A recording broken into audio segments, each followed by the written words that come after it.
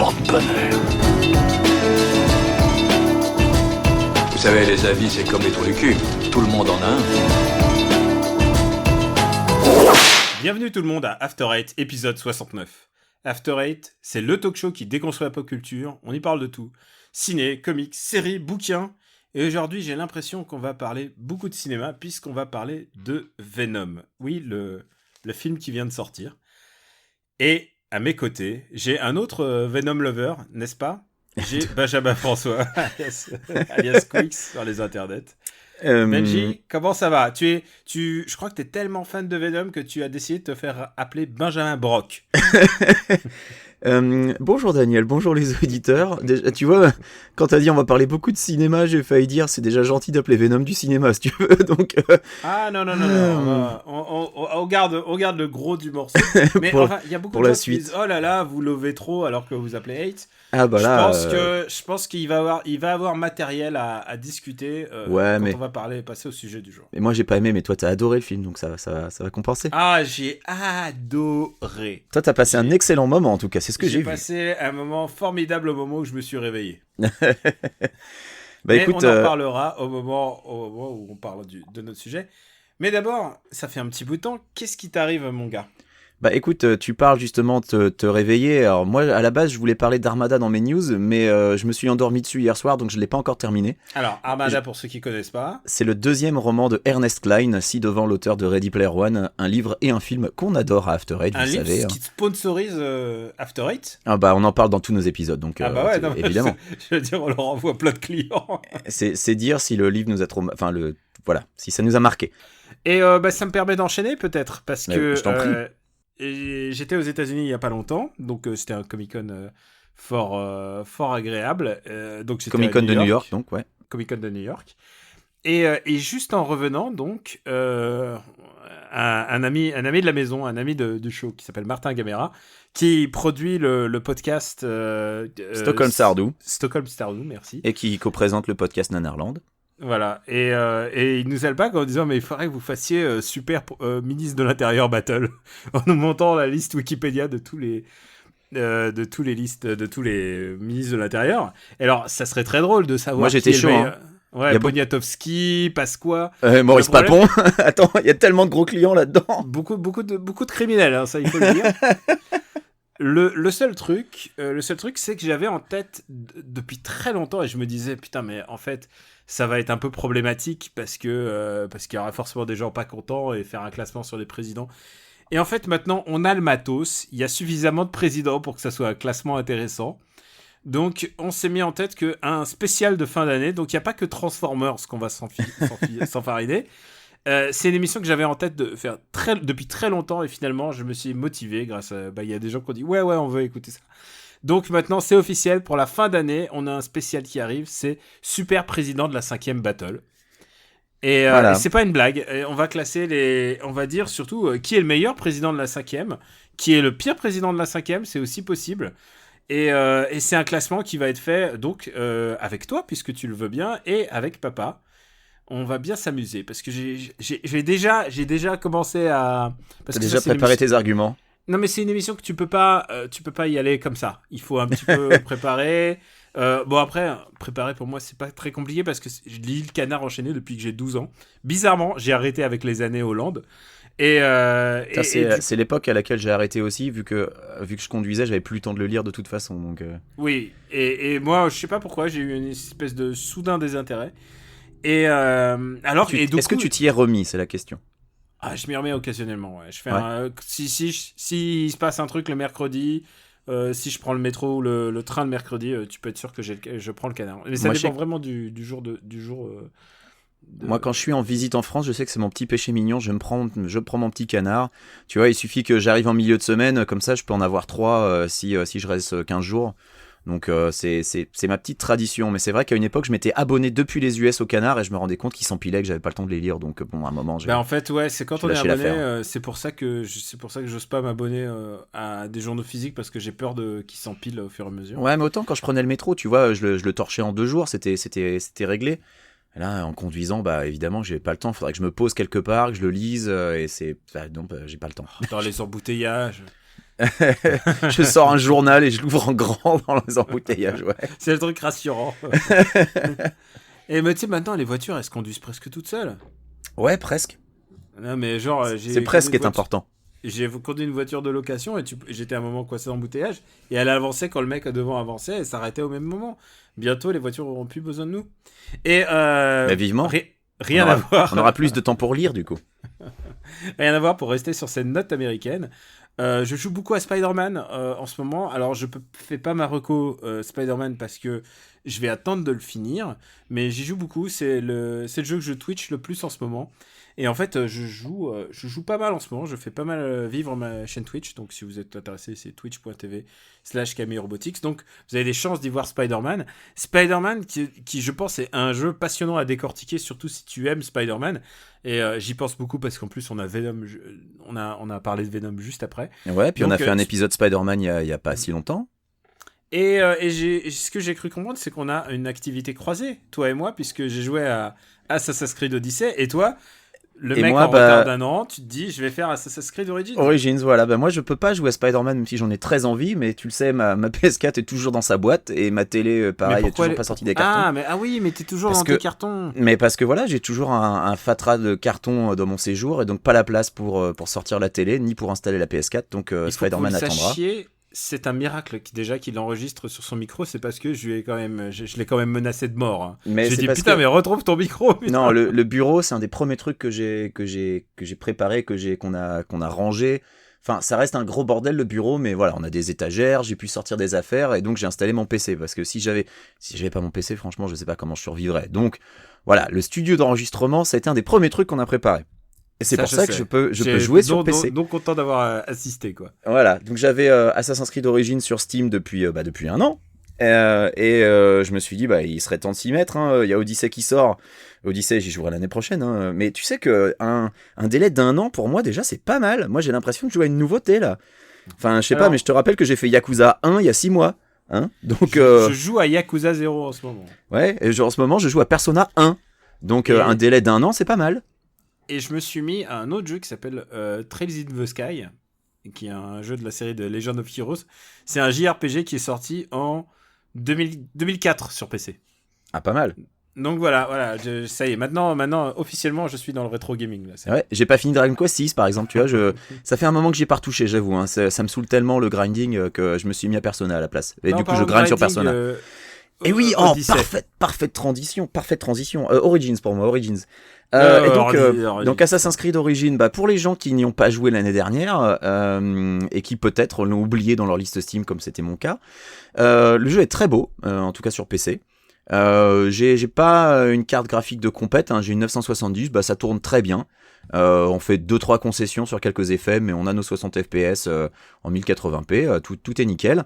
J'aime bien les changements apportés au système de combat. Alors on sent évidemment l'influence Dark Souls, pas dans la difficulté, hein, parce que c'est pas dur, et pourtant j'y joue en hard. J'ai pas osé directement commencer en difficulté Nightmare, je me suis dit je vais commencer en hard, mais c'est vraiment pas compliqué, je suis pas beaucoup mort pour l'instant. Pour les touches, il y a un truc où je suis pas entièrement convaincu, c'est quand il faut faire bouton gâchette droite et gâchette droite, tu vois ce que je veux dire, quand il faut faire RT et RB simultanément pour activer l'espèce de super coup une fois que ta jauge d'adrénaline est à fond. Tu l'as fait toi, Origin, Daniel? Oui, j'ai fait. Enfin non, j'ai fait 5 heures et il m'est tombé des mains. Voilà, écoute, moi j'en suis à plus de 5 heures et j'avoue que je commence à voir poindre le syndrome du jeu trop long. Parce que j'en suis déjà à une 12aine d'heures et je me rends compte que j'ai découvert même pas un quart de la carte et ça commence à me faire un peu peur, mais le jeu en tout cas est agréable à parcourir, si ce n'est un détail que perso je trouve incompréhensible. Enfin, c'est un choix de design que personnellement je considère d'une stupidité sans nom, c'est l'apparition des niveaux d'expérience dans Assassin's Creed. Oh là là, m'en parle pas, c'est horrible, je vis un enfer à cause de ça. Que cette idée de merde, alors ça vient directement de The Division, hein, c'est ce que tout le monde m'a dit sur Twitter. Je n'ai pas eu la chance de jouer à The Division, mais apparemment peut-être que j'ai eu la chance de ne pas jouer à The Division, parce que je pense que ça m'aurait énervé. Mais en tout cas, dans Assassin's Creed, autant dans une nouvelle licence, pourquoi pas, si tu veux, ok, c'est une nouvelle licence, le système il est comme il est, bon, admettons, mais installer de l'expérience dans Assassin's Creed de cette manière, pour moi, ça n'a absolument aucun putain de sens. Je suis désolé, mais quand je traverse tout un camp en furtif pour aller jusqu'à un mec qui dort et que je lui enfonce ma putain de lame en plein dans la tronche, m'en parle pas. le fait que ça ne le tue pas, je refuse. Le fait d'égorger un mec, ça ne le tue pas cash, c'est horrible. Voilà. C'est horrible et ça le réveille. Genre, je me suis fait égorger, j'ai perdu la moitié de ma vie. Voilà. Mais et ça le réveille et du coup, il alerte tous les autres mecs du camp et du coup, t'as tout un tas de gars dont le niveau d'expérience, tu le connais même pas parce qu'il y a des têtes de mort au-dessus d'eux qui te tombent sur le rable et qui te défoncent parce que si tu leur mets un coup, tu vois même pas un pixel descendre sur leur barre de vie. Bon, voilà. C'est une mécanique complètement stupide. Honnêtement, qui a pris cette décision chez Ubi? C'est incompréhensible. De design des deux derniers Assassin's Creed. Et ce qui enrage le plus, c'est que tout le reste est super beau, quoi. Mais ouais, tout le reste est super. Ouf. L'environnement est ouf, c'est tellement beau, t'as envie juste d'explorer. Et d'ailleurs, je joue, pour rebondir sur ce que tu disais, à Odyssey en mode exploration, c'est-à-dire il n'y a rien qui est indiqué sur la carte. Et les seules choses qui sont indiquées, c'est les gens qui te l'apprennent au fur et à mesure ou les choses que tu découvres toi-même. Ce qui me paraît être génial, ce qui veut dire que le jeu dure 200 heures. Oui, et même dans Origins, je me suis rendu compte qu'à l'époque, dans les précédents Assassin's Creed, quand je lisais des messages ou qu'on me donnait des indices, généralement le truc apparaissait sur la carte. Donc je prenais même pas attention à lire les trucs ou à faire attention au lore. Mais là, dans Origins, il y a des fois, il y a des trucs que tu lis dans un papyrus. Et puis en fait, la carte te l'indique pas. Donc il faut que tu y ailles et il faut que tu fouilles. Il faut que tu comprennes ce qu'il veut dire. Il te dit c'est au nord-ouest peut-être. Et je trouve ça pas mal. Et du coup, ça agrandit la durée de jeu. Je trouve que d'abord, c'est pas très courageux d'avoir laissé le choix aux gens. Ils auraient fallu l'enlever carrément, la version Ubisoft traditionnelle, c'est-à-dire plein de merde sur le radar. Ouais, alors, et fallait l'enlever, à mon avis. Alors là, je suis pas d'accord. Moi, je pense que s'ils avaient fait ça, ils auraient perdu trop de monde. Ouais, je pense que c'est trop radical. Mais voilà. Les levels, putain, un level cap pour un monde ouvert. Autant dans Division, je comprends parce que ça délimite des quartiers. Et admettons, tu peux pas aller à Upper East Side de New York parce que t'as pas le niveau. Admettons, c'est ridicule, mais c'est comme ça que fonctionne un RPG. Mais là, tu mets pas des levels sur un monde ouvert. Puis c'était la promesse dès le début. C'était voilà, c'est comme ça, c'est un RPG. Mais mettre ça au forceps dans Assassin's Creed, pour moi, ça n'a vraiment tellement aucun putain de sens. Et du coup, je sais pas si t'as avancé suffisamment, mais ensuite t'as des milliards de listes de missions qui servent juste à gagner de l'XP. Parce qu'en plus, explorer n'apporte rien d'XP, quoi. C'est vraiment ridicule. Alors, c'est le deuxième truc, et c'est quelque chose qui a été démontré par Video Game Donkey, qui est la meilleure chaîne YouTube de jeux vidéo de l'univers. Video Game Donkey, donc. Voilà, tout ce qu'il dit sur Odyssey, je le vois déjà dans Origins. Tout ce qu'ils appellent quête annexe, c'est pas annexe du tout. Si tu les fais pas, tu n'as pas l'expérience nécessaire pour continuer la quête principale. Si tu as envie de tracer uniquement la quête principale, tu vas en chier parce qu'il y a des moments où il faudra absolument que tu grindes. Et ça, mais ça n'a aucun putain de sens. Donc, ça m'a découragé d'Origins et j'ai tellement envie d'y jouer, j'ai tellement envie de voir la Grèce bullshit, mais la Grèce antique quand même reconstituée et tout. Les statues, les coucouilles des dieux grecs et tout. Mais putain, c'est tellement décourageant. Je comprends pas. Pour moi, en termes de système, les deux derniers, c'est les pires Assassin's Creed que j'ai joué, quoi. Et pourtant, c'était pas ouf les bastons avant. Alors écoute, là... je les ai tous faits et juste avant celui-là, j'ai fait Rogue. Alors je peux te dire que non, même avec l'expérience, c'est pas les pires Assassin's Creed. Mais voilà, le système d'expérience, Rogue. Mais tu sais que moi, j'avais pas beaucoup aimé Black Flag. Alors Rogue, c'est encore c'est une deuxième dose de ça, quoi. Rogue, c'est que du bateau, quoi. Il y a énormement de bateaux. Mais vraiment beaucoup trop de bateaux. Mais là, il y a aussi du bateau dans Odyssey. Et un personnage pas charismatique, pas intéressant, que t'as envie de voir crever, enfin vraiment, je détestais Rogue. Horrible. Tout va bien, l'histoire, elle est mise en arrière-plan, donc si l'histoire te fait chier, t'es pas obligé de faire ça. Dans Origins, moi je zappais l'histoire du héros, elle m'emmerdait, c'était vraiment naze. Et puis ce qui est pas mal dans Origins, c'est que y a pas ce syndrome de l'urgence dans un open world. Tu sais, c'est un truc qu'on peut reprocher par exemple au Batman. À chaque fois, t'as une menace qui est super importante, mais non, en fait, tu vas faire 2-3 petites quêtes annexes à côté parce que t'as le temps. Alors que là, dans Origins, il y a pas cette notion d'urgence. T'as pas de prise d'otage et des machins comme ça à régler. Ouais. Donc, dans la diégèse du jeu, ça rentre complètement, quoi. C'est tout à fait logique. Il y a aucun problème de narration. Tu fais tes petits assassinats et t'as le temps. Et si tu mets 3 jours pour aller buter un mec, c'est pas grave parce que t'avais rien qui t'obligeait à y aller plus tôt. Mais dont on te donne la possibilité de laisser traîner, alors que c'est un problème qui est vraiment courant dans les open world. Enfin, tu vois, c'est un truc qu'il y a dans les GTA, c'est un truc qu'il y avait dans les Batman, même dans d'autres Assassin's Creed, des fois où on dit faut vite que t'ailles à tel endroit, puis en fait, bah non, tu vas faire 15 quêtes à côté avant d'y aller, et puis tu t'en fous. Mais là, dans Origins, pour l'instant en tout cas, de ce que j'ai vu, c'est bien, c'est mieux géré. Frustration, mon gars. Donc voilà, ces niveaux d'expérience, pour moi, c'est vraiment une abomination. Je ne comprends pas c'est absurde que des gens aient pu se dire que c'était une bonne idée. Chaque combat devient super pénible en fait à cause de ça. Je comprends encore moins que ça a été conservé dans Odyssey. C'est vraiment une idée de merde. Bah, ils ont été faits à la suite. Hein. Mais une raison économique. Mais pourquoi quoi? Enfin, autant t'aurais l'expérience qui progresserait en suivant la progression de ton personnage, tu vois, comme dans Skyrim. Peut-être, mais je verrais pas trop l'intérêt non plus. Mais au moins ça serait moins frustrant parce que là non ça n'a aucun putain de sens. Je suis un assassin, j'ai une lame. Si tu veux, à la limite je veux bien qu'on me mette de l'expérience, des ennemis qui sont trop forts parce qu'ils sont juste meilleurs au combat que moi, ok, soit. Mais là les loups ils passent des levels, passent des levels. Mais laissez-moi one-shotter les mecs avec ma lame, laissez-moi au moins ça. Parce que tu peux plus. Mais voilà, mais tu vois, ça me dérangerait pas. Je traverse un camp tout entier avec des soldats qui sont trop forts. Si jamais ils me voient, ils me défoncent. Mais si je peux passer en fufu derrière et leur planter une lame entre les deux yeux, ça les tue en one shot, je serais ok. Mais non, il faut que la putain de lame one shot les ennemis, parce que sinon c'est pas possible. C'est pas possible. Parce que sinon c'est pas un jeu d'infiltration. Mais bon, en même temps, quand tu vois la mécanique d'infiltration, elle est quand même tellement plus légère que MGS. Tu sais, si tu sens que ils s'y attardent pas trop, quoi. C'est pas leur kiff. Tu sais ce que je pense, mon ami Benji? Ouais. Je pense que c'est 10 minutes de frustration et un peu de haine. Attends, on est presque à 30 minutes. Non, mais ces 10 minutes où on va parler de série, ça aurait fait un bon bonus. Mais non, chez nous, c'est gratuit. Voilà.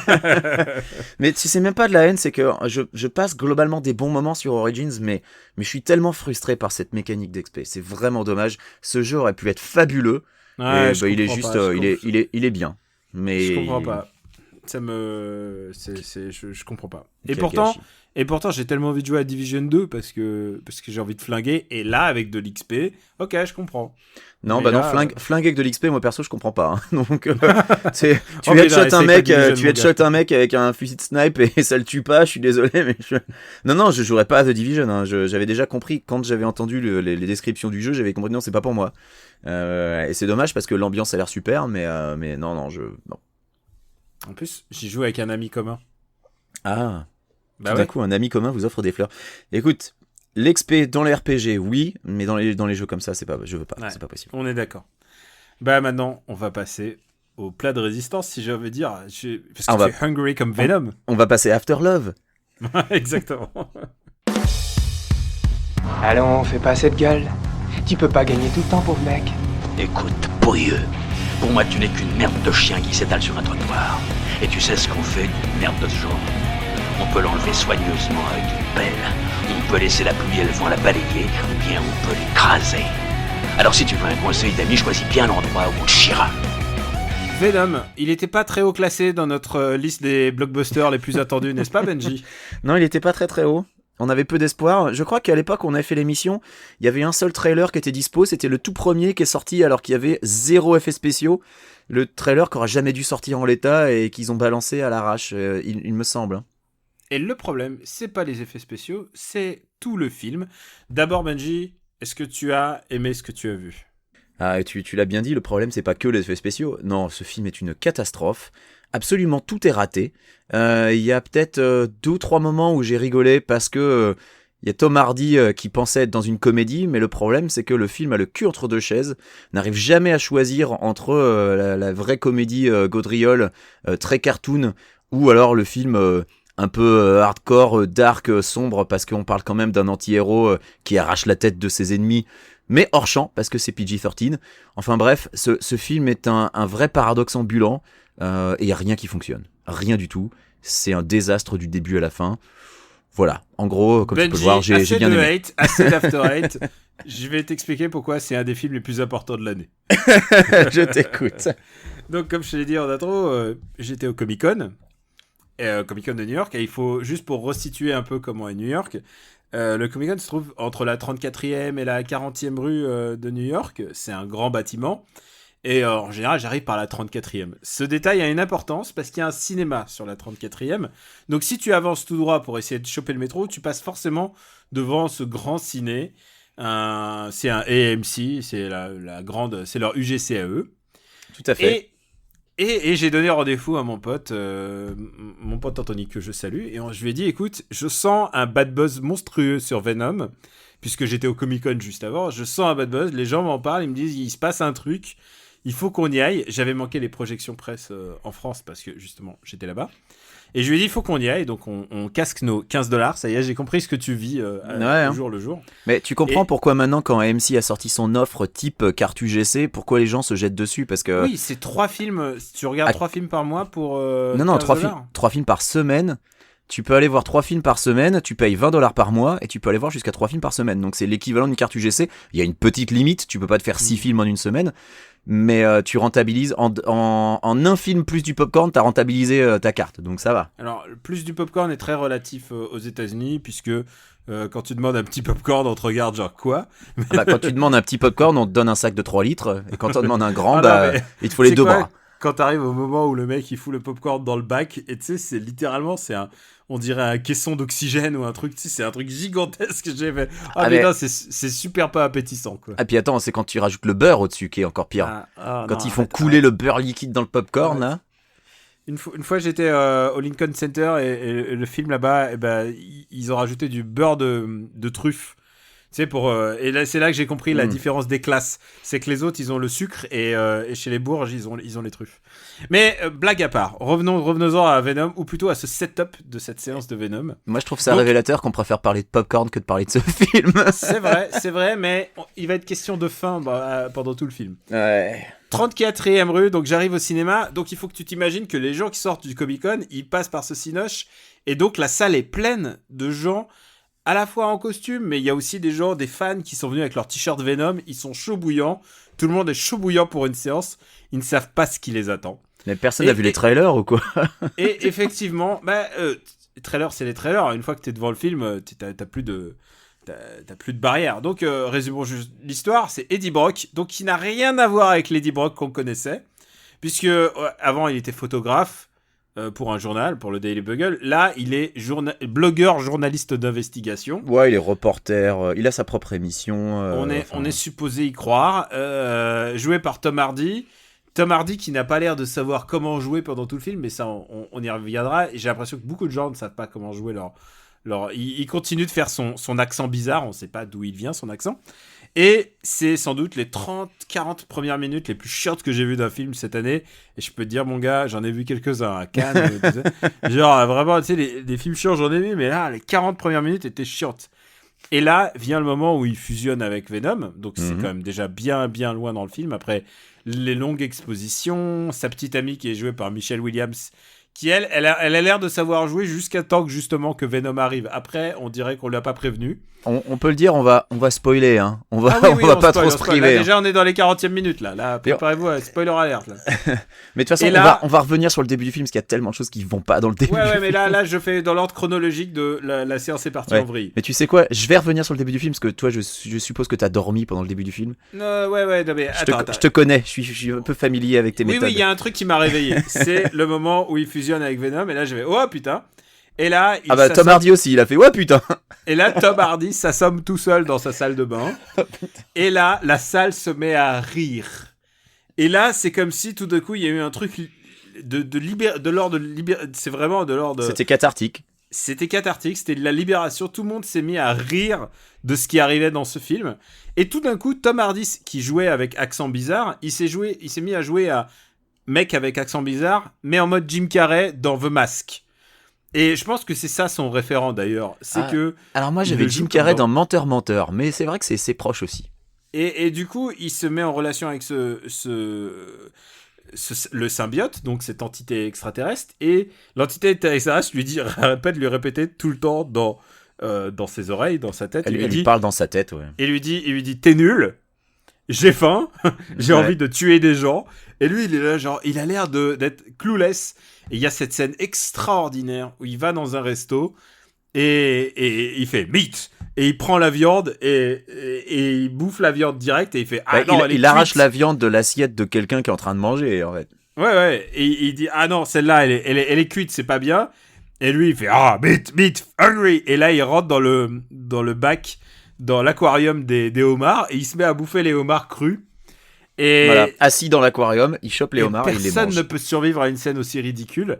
Et ça, c'est que le début d'une grande lignée de conneries qui vont arriver, jusqu'à un moment où tu comprends que le symbiote est rentré en osmose avec Eddie Brock, et que tu sens qu'il y a un truc de l'ordre du sexuel entre les deux.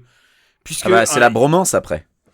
Non, mais il y a un truc sexuel entre les deux qui se passe, et à un moment, quand revient dans le jeu Michelle Williams, il y a clairement de l'ordre, quand tu l'as en toi, qu'est-ce que ça te fait ? Il y a clairement des innuendos sexuels, et de la part du réalisateur, si je me souviens, c'est Ruben Fleischer qui avait réalisé Zombieland.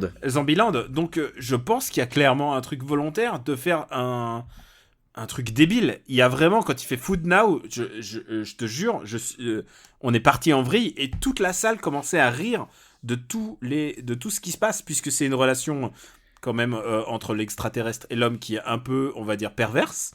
C'est un truc, c'est une relation, mais c'est une relation perverse. À un moment, Venom le traite de pussy, si tu te souviens bien. C'est tout à fait, je me rappelle de ça. La salle a rigolé quand il le traite de pussy, mais moi j'ai pas eu de chance parce que la salle a pas autant rigolé que toi. Moi, la salle était plus premier degré, donc. Je crois que les gens, ils ont compris qu'on était devant un navet, et je te jure, pour quelqu'un qui a manqué The Room en première séance ou dans les séances où c'était pas connu, et qui l'a vu en séance où c'était déjà connu, là, on avait l'impression de oh putain, on a notre The Room, ça y est, les super-héros, on a notre The Room. Ça serait très audacieux parce qu'il faudrait pas oublier Catwoman, dont on a parlé dans Super Ciné Battle il y a pas longtemps. C'est vrai. Mais là, qui est quand même à se pisser dessus de rire, Catwoman. Hein. Moi qui perso. Est à se pisser de rire. Et là, en fait, ce qui est bizarre, c'est que en plus il y a une espèce d'ambition. Catwoman, c'est un film ni fait ni à faire, quoi. Moi, j'étais pas trop d'accord avec vous dans Super Ciné Battle quand vous disiez qu'on rigolait pas devant Catwoman. Hein. Je suis pas d'accord du tout. Je me suis marré du début à la fin. Moi, je trouve ça horrible. Alors, il y a un truc qui est fou avec Venom, c'est que en plus c'est que jusqu'au bout c'est ridicule, jusqu'au caméo final. Et alors le caméo final, alors je sais pas s'il y aura une suite à Venom. Il a fait tellement d'argent, ça serait. Ah non, c'est sûr, il y aura une suite à Venom. Donc ils vont faire intervenir Carnage. Et ce qui est génial, c'est que pour la suite, ils ont pour le caméo, alors ça serait peut-être pas lui, mais ce qui est génial, ce serait qu'ils aient pas fait de suite. En se disant, on a engagé quand même Woody Harrelson pour faire un putain de caméo. Woody Harrelson qui est venu toucher un chèque, j'imagine, super Woody Harrelson qui a fait la promo de Venom, je veux dire, tout le monde savait ce qu'il y avait dans la scène post-générique. Parce que Woody Harrelson... il est ridicule. Alors déjà, Woody Harrelson avec une perruque, c'est toujours ridicule, mais avec une perruque rouge, putain, c'est avec des petites absurde. Bouclettes. Mais voilà, c'est Woody Harrelson qui est Carnage, et quand on le voit genre une demi-seconde, mais il a fait la promo de Venom, il a été sur les télés en disant oui je serai Carnage dans Venom 2, enfin genre mais mec, mais pourquoi? Donc la scène post-générique, il y avait aucune surprise en fait. Et en plus il dit ça va être un Carnage, mais genre c'est tellement ridicule. Bon. Alors on va revenir sur le film lui-même, puisque tu as raconté ton expérience, où vous avez rigolé du début à la fin. Honnêtement, moi j'ai pas passé un mauvais moment grâce à ça. Moi, je suis les 45 dernières minutes, elle était on fire, on se tapait les coudes et tout, on était fous. Moi, je suis jaloux parce que la salle a pas rigolé autant que ça, et donc du coup, j'étais pas dans le même mood, si tu veux. Il y a eu des moments où j'ai rigolé nerveusement, mais j'avais bien je me rendais bien compte que j'étais le seul à rire devant le ridicule de la scène. Donc revenons sur le début du film. Au début du film, on a un Elon Musk rebeu, hein, parce que c'est quand même ça le rôle qui est joué par Riz Ahmed. Pauvre Riz Ahmed vraiment... qui le joue pas mal. Hein. Mais c'est vraiment Elon Musk, quoi. C'est incroyable. Qui donc fait des expérimentations, fait faire des expérimentations dans l'espace, parce que lui il est sur Terre, et qui implique une race extraterrestre qui a été découverte, qui sont donc les symbiotes.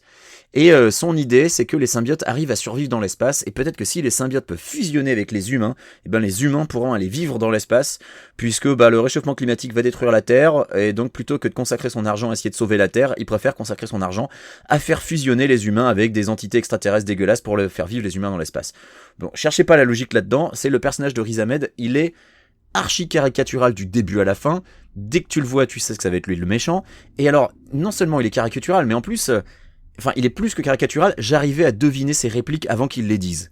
Et là, il y a un exemple, mais vraiment qui est un classique. Au moment où les symbiotes, il remet la main sur les symbiotes parce que voilà, la navette spatiale qui les ramène s'écrase, ils récupèrent les échantillons, sauf un qui s'enfuit. Là, je reviendrai dessus parce que là aussi c'est bien ridicule. Les 3 ou 4 échantillons restants sont ramenés aux USA. Il ouvre le container dans lequel il y a les symbiotes, il les voit, et donc il faut bien voir que c'est des espèces de... Enfin, c'est des tas de morphes qui bougent, quoi, les symbiotes, c'est dégueulasse. Et il fait « Oh my God !» Et là, j'ai murmuré « They're beautiful !» Et c'est exactement ce qu'il putain de dit. Il fait « Oh my God, they're beautiful !» Et je suis là, mais quelle facilité d'écriture, mais quelle fainéantise. Mais j'ai déjà vu ça des milliards de fois. Pourquoi est-ce que vous faites ça si vous faites pas une comédie ? Et c'est là que je me suis dit, peut-être que le film va être une comédie, une parodie de film de super-héros. Et le problème, c'est que le film n'est jamais ça. Il est juste ridicule du début à la fin, sans jamais être une parodie. Donc j'avais dit que je reviendrais sur le symbiote qui s'enfuit.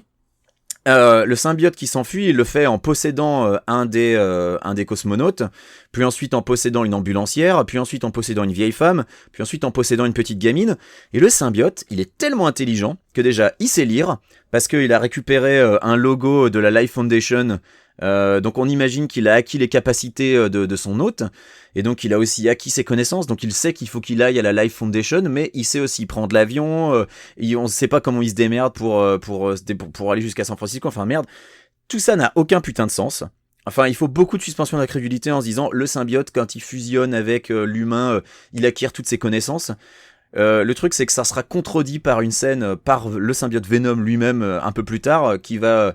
dire oui j'ai fusionné avec toi donc je connais tout ce que tu connais, et qui 3 minutes plus tard lui posera une question en voyant Michelle Williams genre c'est ton ex-meuf, mais genre mais t'es censé le savoir, enfin tu vois, ça n'a aucun putain de sens, le scénario se contredit du début à la fin. Et donc je le disais, un des problèmes c'est que le film n'arrive pas à choisir s'il est une comédie ou un film gritty. Donc c'est un... Venom à la base c'est quand même un super vilain, le personnage d'origine, c'est un ennemi de Spider-Man, c'est un perso qui s'inscrit dans l'univers de Spider-Man, et tu l'as dit, Sony veut essayer de lancer... Ah non, tu l'as pas dit. Sony veut essayer de lancer son Spider-Verse sans Spider-Man. Ouais, ils veulent faire les Sinister Six. Donc ils vont faire un film Black Cat, ils veulent faire un film Morbius, enfin tout ça n'a aucun putain de sens sans Spider-Man. Enfin je veux dire les Sinister Six sans Spider-Man, mais qu'est-ce que vous allez essayer de faire ? C'est très étrange, donc c'est pour ça que le film ne fait jamais référence à Spider-Man évidemment, que Venom n'a pas d'araignée sur le torse. Venom, il s'appelle Venom d'ailleurs parce que les symbiotes se sont donné des noms. Venom s'appelle déjà Venom, le symbiote s'appelle déjà Venom à la base sur leur planète, tout comme le méchant s'appelle déjà Riot à la base sur leur planète, que le symbiote Venom est un loser sur leur planète, mais je veux dire, c'est un loser. C'est le pire. C'est un loser quand c'est un tas de morves, c'est-à-dire que à la base... La plus grosse des incohérences, c'est de dire ils ont une motivation tous. Ouais, que ils veulent en fait chaos, quoi. Qu'ils sont laissés prendre volontairement pour venir conquérir la Terre en fait, c'est ça l'idée. Mais genre mais comment ils savent, c'est des tas de morves. Enfin, finalement Venom il se dit en fait je suis bien sur cette planète et je vais rester avec ce loser. Mais c'est ça, il a sa bromance avec Tom Hardy. Quelle idiotie putain. C'est d'une débilité absolue du début à la fin. Alors donc on revient sur l'Elon Musk caricatural qui se sert parmi les clochards de San Francisco pour s'en servir comme guinea pigs, comme cobayes pour ses expérimentations. Et puis il y a un moment, il y a Jenny Slate qui se rend compte que oulala, c'est pas très bien tout ça, et donc elle essaye elle va voir Eddie Brock, puisque oui, je l'ai pas dit, Eddie Brock perd son emploi du jour au lendemain. Faut voir que le mec, il a son propre show télé sur un network, et il le perd du jour au lendemain parce qu'il pose des questions qui dérangent au proto Elon Musk.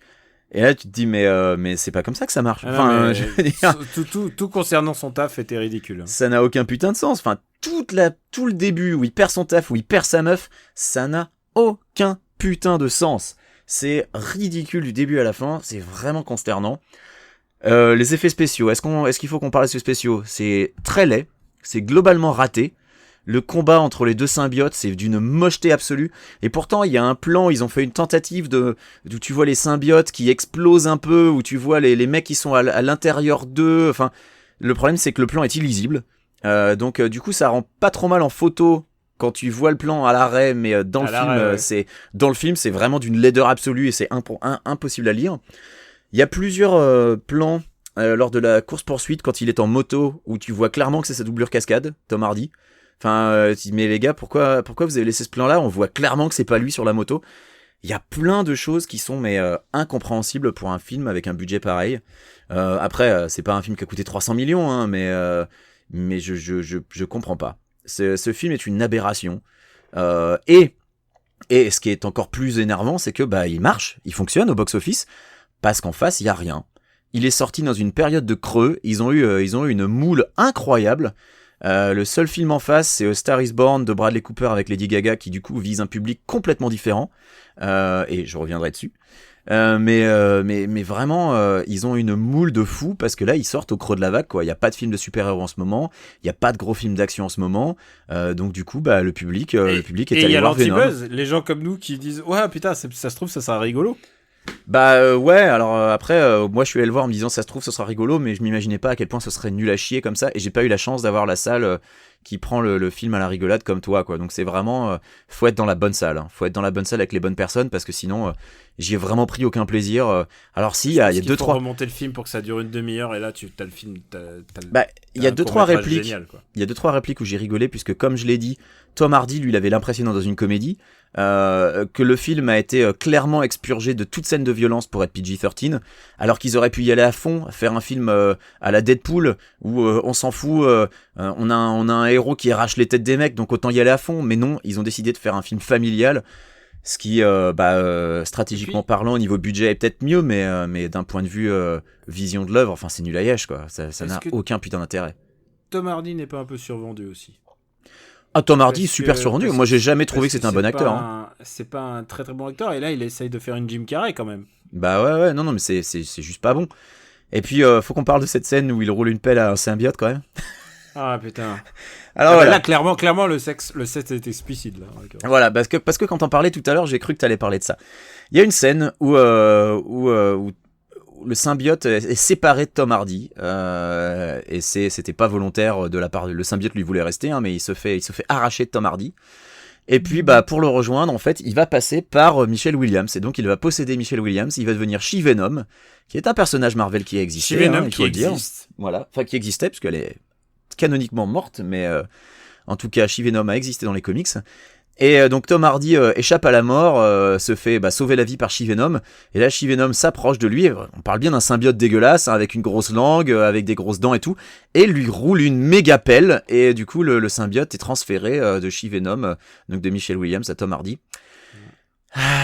Et voilà. Et on a assisté à ça. C'est plus compliqué que dans Spider-Man 3, puisque je te rappelle, les origines de Spider-Man 3, le symbiote, c'est un extraterrestre qui tombe du ciel directement sur la mob de Peter Parker.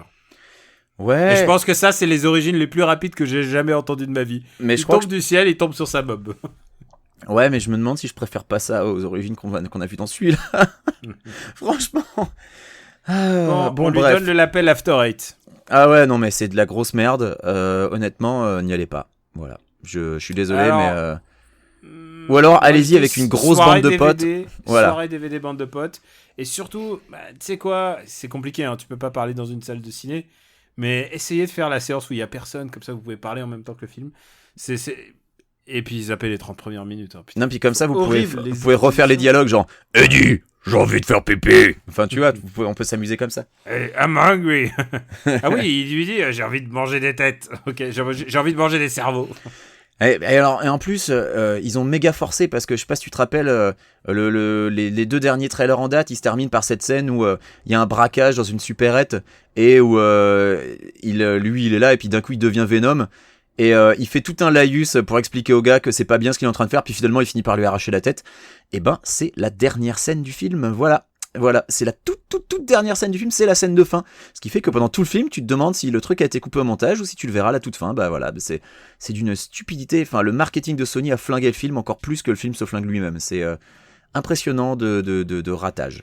Ça m'a redonné envie de voir Spider-Man. Enfin, du moins, j'attends un petit peu plus la suite de Spider-Man. Voilà, oui, le film suivant, Far From Home. Et d'ailleurs, puisqu'on en parle, en scène post-crédit, donc à la toute fin du générique. C'est vrai qu'on n'a même pas parlé du meilleur truc du film. Voilà, la toute fin du générique. Et le générique de fin est interminable. Franchement, je comprendrais si vous partez avant. Mais à la toute fin, il y a 3 minutes inédites de Spider-Man Into the Spider-Verse, qui est le film d'animation Spider-Man de Sony qui sort à la fin de l'année.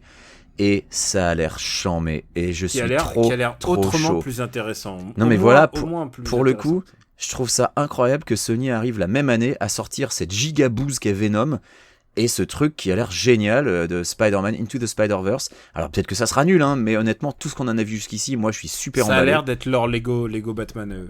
Ouais, mais vraiment, ça a l'air malin. Il y a plein d'idées au niveau de l'animation. Alors je sais qu'il y a plein de gens qui sont pas fans du côté, ça on dirait de la stop motion ou c'est saccadé. Mais ce qu'on appelle la full anime comme ça. Mais moi je trouve que ça marche bien. Et puis ouais, il y a des idées, il y a des parties pris graphiques qui sont vraiment super. Je dois l'avouer, je suis un gros fan de Jake Johnson qui double le Peter Parker de le Spider-Man normal, pas Miles Morales. Donc je suis gros client de Jake Johnson, donc je pense que je vais vraiment y prendre du plaisir. Donc oui, si par malheur on vous emmène voir Venom et que vous y allez pour accompagner des copains, bah restez au moins jusqu'à la toute fin du générique pour voir 3 minutes inédites de Into the Spider-Verse. Il y a aussi des chances que vous voyez un trailer d'Into the Spider-Verse avant le film, mais voilà, Oui, restez c'est jusqu'à vrai. la toute fin. Bon bah, j'espère que vous êtes restés jusqu'à la toute fin d'After Eight puisque c'est le moment de nos recos. Non, c'est de ce côté qu'il faut regarder. Oye, esa papaya. Ça vous dirait un ice cream avec mon ami et moi? Casse-toi, sale gominé.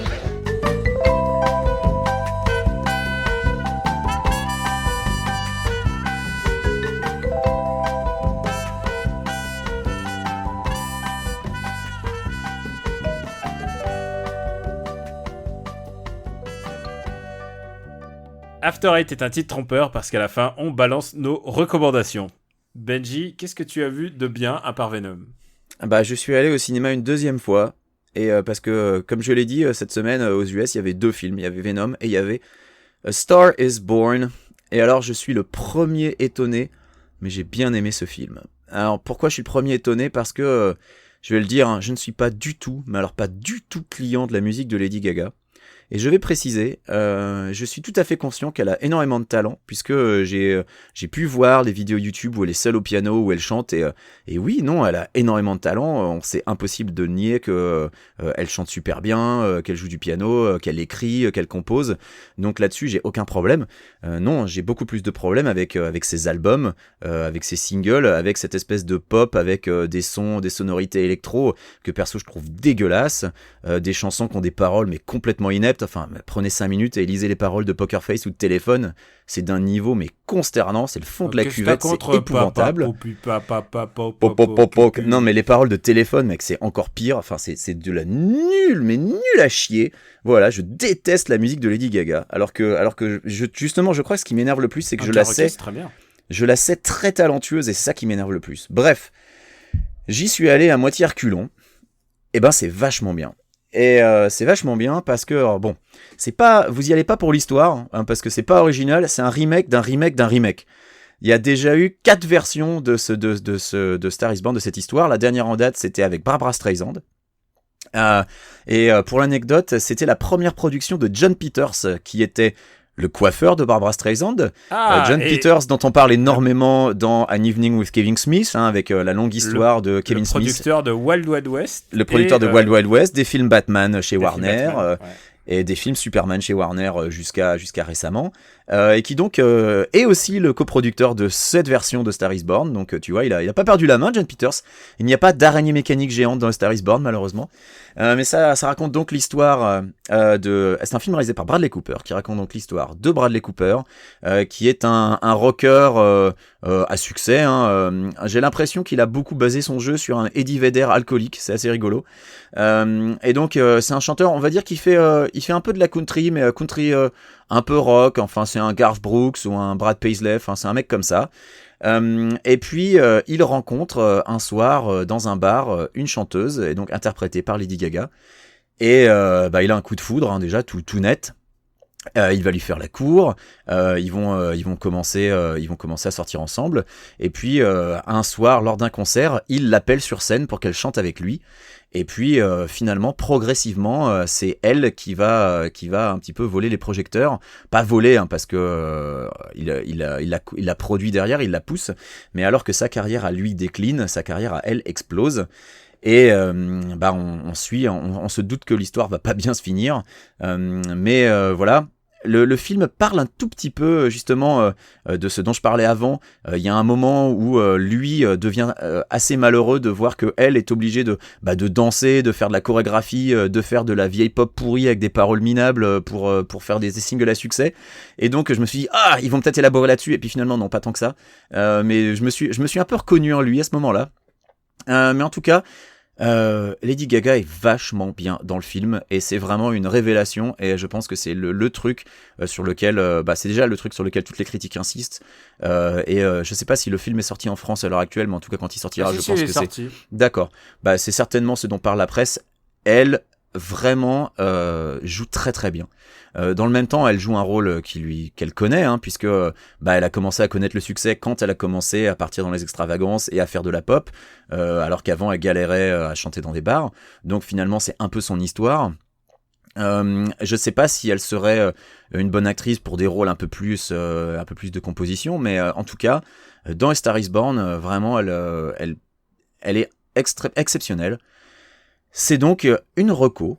Je vais pas vous mentir en vous disant que c'est le meilleur film de l'année, pas du tout, déjà parce que je l'ai dit, c'est un remake d'un remake d'un remake, donc on connaît l'histoire, il n'y a rien de très original là-dedans, mais c'est plutôt joliment fait.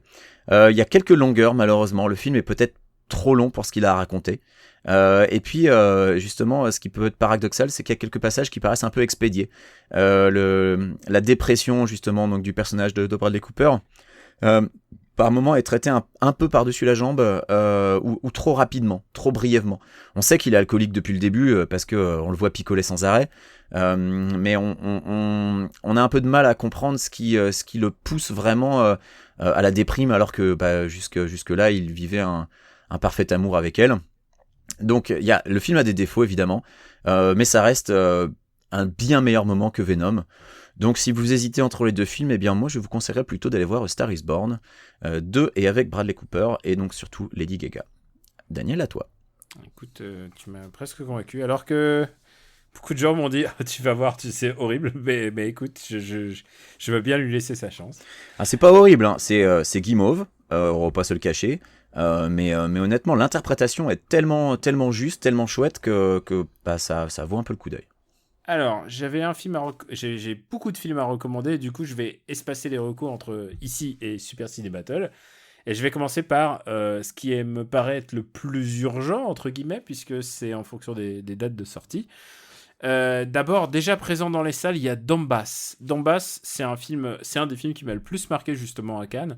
C'est un film qui a eu, je crois que le prix de la réalisation du festival Un Certain Regard, et c'est complètement mérité. C'est un film ukrainien, et c'est à la fois un film de guerre et un film de propagande, puisque ça se passe dans la région de Donbass, c'est une région à l'est de l'Ukraine, et c'est une région qui est évidemment soumise à la fois du contrôle militaire, à la fois des crimes et des saccages et des kidnappings. Il se passe tout un tas de merdier, comme on aimait dire en russe, puisque l'influence russe est effectivement là. C'est une région, le film est en langue russe, non pas en ukrainien. Et c'est le drame de cette région et qui se décrit. Et si ça a eu un prix pour la réalisation, c'est pas pour rien. C'est sans doute, de tous les films que j'ai vus cette année, mes scènes les plus impressionnantes étaient dans ce film-là. C'est des manières de montrer l'efficacité de la propagande sur les gens, sur le peuple, mais aussi de montrer la guerre de manière à la fois sans phare, mais aussi avec une espèce de proximité. Il y a une scène absolument incroyable de lynchage en public. Alors je dis lynchage, il n'y a pas de mort, il n'y a pas de sang, je vous spoil pas le truc, mais bon, il y a un moment, il y a un mec qui est exposé en place publique en disant c'est un criminel, et que la foule s'attroupe sur lui, et c'est réalisé en plan séquence, et il n'y a pas de gruge et tout, c'est très très très impressionnant. Donc si vous aimez à la fois les films de guerre, mais aussi les films qui s'interrogent sur la guerre, Donbass c'est un très très très grand film. C'est à la fois un film de guerre et un film... et un drame terrible. Et si j'en parle maintenant, c'est qu'il est sorti fin septembre, donc là il faudrait un peu se grouiller pour le voir en salle. Et je voudrais faire une double reco, et c'est 2 films asiatiques. Alors il y en a un qui va sortir, c'est le fameux film Crazy Rich Asians. Tu l'as peut-être vu, non? Toi, non, je l'ai pas vu, malheureusement. Il est sorti à une époque où j'avais pas le temps d'aller au cinéma, donc il va falloir que je me rattrape et je le regarde quand il sortira en VOD. Et l'autre film asiatique que je veux mettre en valeur aujourd'hui s'appelle La saveur des ramen. Et pour 2 raisons complètement différentes. Crazy Rich Asians, c'est une rom-com. Et c'est tout ce qu'il y a de plus banal, mais elle a été mise en avant et aussi montée en épingle presque, parce que c'est le premier film d'Hollywood avec que des acteurs asiatiques depuis genre 20 ou 30 ans, quoi. C'est un vrai événement.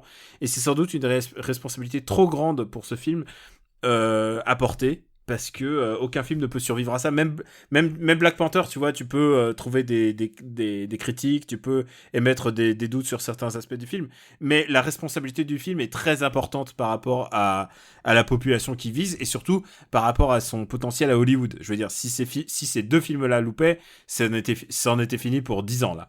Ouais. Et là, le fait est que Crazy Rich Asians a cartonné, et du coup, ça va en entraîner d'autres.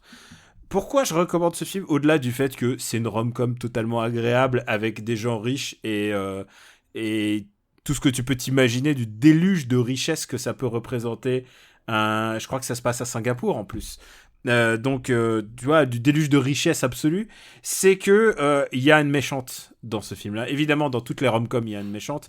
Et là, c'est la Belle Doche. Évidemment, la Belle Doche, c'est toujours la méchante. Ah, c'est pas Rachel McAdams. Et c'est Michelle Yeoh. Ah. Et Michelle Yeoh est fabuleuse. Et elle est extraordinaire en méchante. C'est un rôle qui lui va super bien. Et si je peux résumer ce film en un truc, c'est que le climax, alors c'est une rom-com, vous savez très bien comment ça va se terminer, mais c'est que le climax de ce film, c'est un match de mahjong avec Michelle Yeoh. Et rien que pour ça, ce film vaut le coup d'être vu. C'est un moment extraordinaire de cinéma, parce que plus j'y repense à ce moment-là, parce que j'ai été obligé d'aller sur Wikipédia pour essayer de comprendre ce que j'ai vu, puisque je ne suis pas un ouf de mahjong, je connais rien en mahjong. Et là, je me suis dit, mais attends, il faut que je recomprenne ce qui s'est passé.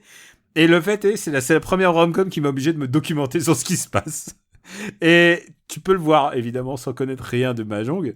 Mais le fait de voir Michelle Yeoh en méchante, en fight de mahjong, en climax, parce que d'habitude, elle était plutôt habituée à donner des coups de pied. Bah voilà, ouais. C'est un trip très différent. Mais est-ce qu'elle place ses briques de mahjong avec des coups de pied? Non, mais avec classe. Ah, dommage. Parce qu'avec des coups de pied retournés, ça aurait de la classe. Effectivement, mais tout avec des coups de pied retournés. C'est schlac, coup de pied retourné, bam, sur le pont. Et le deuxième film asiatique dont je parle, et si je mets en parallèle ces 2 films, c'est qu'il y a aussi un climax inattendu. La saveur des ramen, c'est un drame.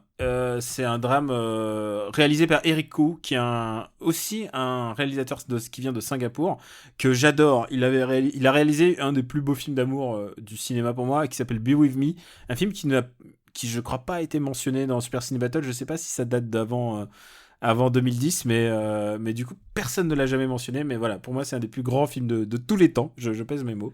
Et c'est un mec qui fait des films assez compliqués. Il a fait un film sur un mec qui bouffe des clous, enfin tu vois, des trucs assez compliqués, hein. C'est pas il a fait des biopics en dessin animé Tatsumi sur la vie du mangaka, donc Yoshihiro Tatsumi. C'est un mec qui fait plutôt des choses audacieuses. Et là, La saveur des ramen est un film extraordinairement simple. C'est l'histoire d'un gars qui est un jeune chef en ramen qui bosse dans le resto de son père. Son père meurt et il est orphelin. Sa mère aussi cuisinait, il est orphelin. Et il est un enfant métis. Donc déjà, il y a plusieurs niveaux de lecture dans ce film. Il y a le film sur la vision du métissage à la fois au Japon et à la fois au Singapour. Il ne faut pas oublier aussi que le Japon, c'était les méchants pendant la Seconde Guerre mondiale pour Singapour. Donc il y a aussi plein de différentes zones de lecture, de grilles de lecture pour ce film. Et donc Masato, qui est joué par un japonais, mais vraiment brillamment, comme j'en ai plus vu depuis très très très longtemps, part à Singapour pour essayer de retrouver le goût des plats que cuisinait sa mère. Et en fait, il fait un voyage culinaire en Asie, en fait. Et il va essayer de se réconcilier avec son passé, avec les gens de son passé, et en même temps de partir à la reconquête de quelque chose, d'un goût qu'il avait perdu. C'est littéralement la recherche de la Madeleine de Proust. C'est repartir à la recherche du goût. Et d'un point de vue personnel, c'est quelque chose sur lequel je me suis complètement retrouvé, puisque c'est ce que je fais dans ma vie à moi, puisque depuis environ 4-5 ans, et ça s'est intensifié depuis. Je me recherche complètement dans la cuisine, puisque ma mère écrivait des livres de cuisine. Et la cuisine était toujours une part très très importante de ma vie. Et en tout cas de la sienne, et je cherche à retrouver ça, et à chaque fois que je cuisine, c'est comme si je rentrais en adéquation, comme si je rentrais en osmose métaphysique avec tous les souvenirs qu'on m'a gardés. Donc il y a quelque chose de très très personnel dans ce film. Je vous cache pas que le dernier tiers, vous allez voir flou, c'est la larmoulade, tu pleures, mais alors tu pleures à vitesse grand V. Évidemment pour moi c'est encore plus touchy, mais c'est un film à la fois universel et très très très simple. C'est un très très beau film d'Éric Hou, et en plus, et ça c'est le cadeau bonus, c'est que ça monte de la bouffe tout le temps. Et t'as faim, mon gars, t'as envie de ramen, très très très haute dose. Rien que d'en entendre parler, j'ai faim là, j'ai envie de ramen. Et alors, et tu sais, pourtant il y a du food porn dans ce genre de film, mais ils en abusent pas. Il y a vraiment 3-4 scènes où ça cuisine vraiment énormément, mais sinon c'est quand même très mélancolique. C'est un très très très beau film, et je vous invite à aller le voir le plus tôt possible. Il est sorti il y a plus d'une semaine à Paris. J'espère qu'il passe un peu partout en France. Allez voir les saveurs du ramen. Vous allez m'en dire des nouvelles. C'est vraiment un très très très très grand film, direct dans mon top 10 de l'année.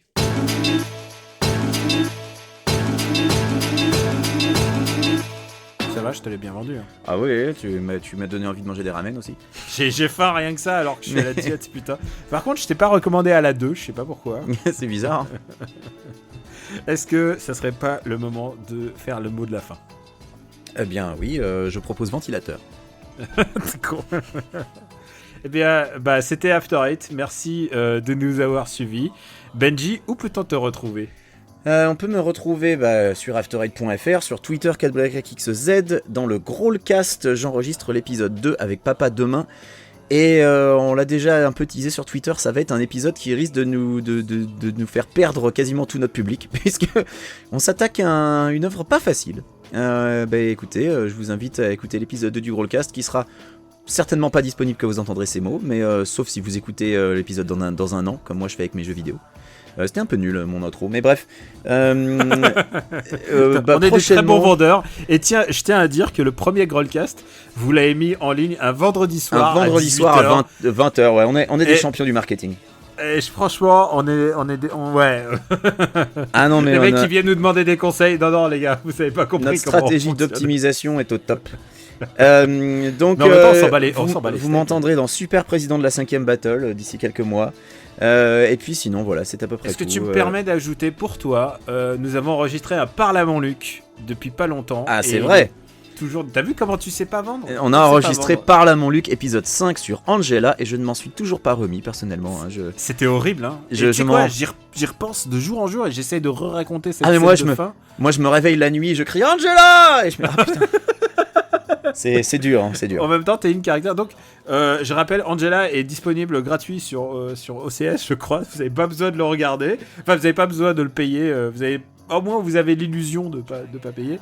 Et donc, on parle en même temps que le film. Voilà, c'est ça. C'est ça, c'était un commentaire audio. Commentaire audio sur la cinématographie de Luc Besson. On n'a pas décidé quel sera le 6ème encore. On n'a pas décidé, non. Mais on a décidé qu'on arrêtait de laisser les auditeurs décider aussi, parce que vous êtes des petits sadiques. Ça devient trop dur. Non, mais tout le monde veut Lucie. Tout le monde veut Lucie, là. Alors que, et on se garde Léon pour plus tard aussi. Je veux garder Léon pour après le jugement. Tu sais que je déteste Léon. Donc, Léon, mais d'une fois. Tu sais quoi, je t'ai dit dans ce film, je crois que Angela c'est le pire, mais je crois que Léon pour tout ce qui sous-entend, tout ce qui... Ah, on en reparlera. Et Léon est un de ces films les plus chéris de la part du public en plus. Faut bien voir ce qu'il y a. Il y a énormément de gens qui adorent Léon. C'est pas pour rien qu'on fait After Eight et Parlement Luc. Voilà. Et donc pour ma part, c'est Camille Robotique sur Twitter. Vous pouvez me retrouver aussi sur Super Ciné Battle, MDR et Parlement Luc, bien évidemment. Qu'est-ce que je peux ajouter encore On peut dire qu'on ne t'entend pas dans le Growlcast, donc si vous n'aimez pas Daniel, écoutez le Growlcast. Oui, vous pouvez, mais putain, il faudrait que je fasse un caméo un jour, au moins sur un album que j'ai écouté. C'est quand que vous faites le dernier Phil Collins, tu vois écoute, ça va être compliqué parce que Phil Collins il est batteur, donc Dave il est batteur, donc s'ils font un battle de batterie, peut-être que On verra. Hein. Voilà, ça peut être pas mal. Et la grande nouvelle, et vous l'avez peut-être découvert, et si vous avez écouté jusque-là pour l'apprendre, c'est peut-être, je sais pas comment vous avez fait, on est disponible sur Spotify.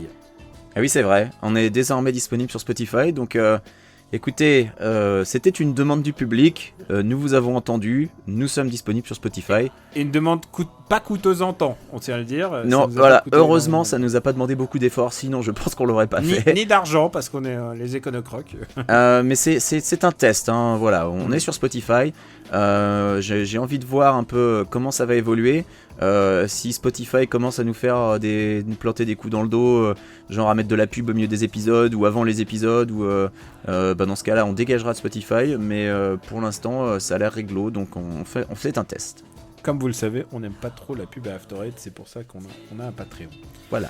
Oui, vous pouvez on retrouver en profite After pour Eight. remercier tous les gens qui donnent au Patreon quand même, parce que mine de rien. Merci de le faire. Voilà, faudrait pas oublier ça. Putain, on est vraiment pas des commerciaux. On fait on ça est à super 1h15 d'émission, mais on est nul en business, je te le dis. Donc merci pour votre générosité à tous les donateurs sur Patreon. C'est vraiment grâce à vous qu'on peut continuer. Non, mais je crois qu'on est vraiment nul en business en fait. C'est grâce à vous qu'on peut payer des billets de train à papa pour qu'il vienne à la capitale surtout. Et à moi pour aller le rejoindre, puisque on va sans doute enregistrer Transformers en même temps. Donc, After Eight, disponible sur le site after8.fr et aussi sur toutes vos applis dédiées. Et donc maintenant sur Spotify, je crois qu'on a tout dit, mon ami. Honnêtement, je pourrais encore chier sur Venom pendant une petite dizaine de minutes, mais. On vous dit à bientôt pour le prochain épisode et on vous embrasse très fort. Des bisous, salut.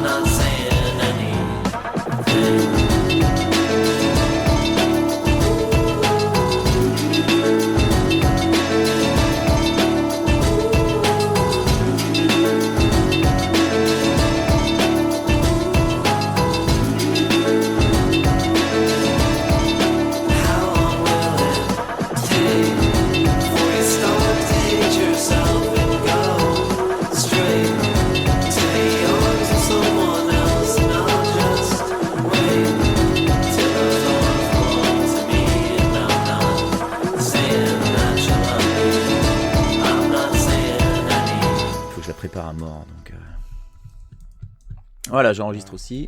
Ça y est, t'enregistres ? Ouais, j'enregistre. Alors, tu disais quoi à propos du futur président Laurent Wauquiez ? Je disais, si on fait super président de la République battle, est-ce qu'on parle du futur président de la République française, Laurent Wauquiez ? C'est une bonne idée.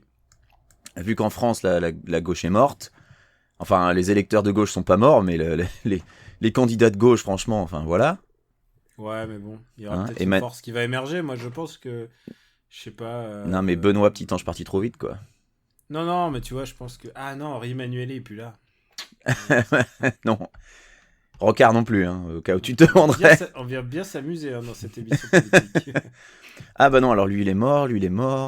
Putain, Giscard toujours en vie. Est-ce qu'on se lancerait pas ? Eh ben écoute, moi je suis prêt. Du bonus pour le matos. J'étais prêt dans in your mom's le belly. ventre de ma daronne. Une production RPU.